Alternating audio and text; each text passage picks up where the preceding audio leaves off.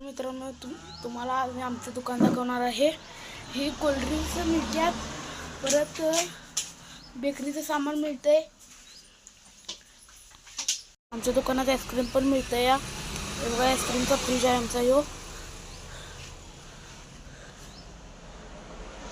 लस्स्या पण मिळतात आहे बघा, तुम्हाला दाखवतो एक। हे बघा ही 5ची आहे लस्सी, आणि परत ही 200 खव्याची आहे, ही पांढरी 1ची आहे, परत ही मँगोची 2ची आहे। हे बघा ही ही 2ची आहे। ही फ्रुटी आणि गार व्हायसाठी टाकल्यात। हे कोण पण आहेत, हे पण आईस्क्रीमच्या फ्रीजमध्ये असते। आमच्यात दिलिशा ताक मिळतं, ते तुम्हाला दाखवतो। आमच्यात दिलिशा ताक आहे।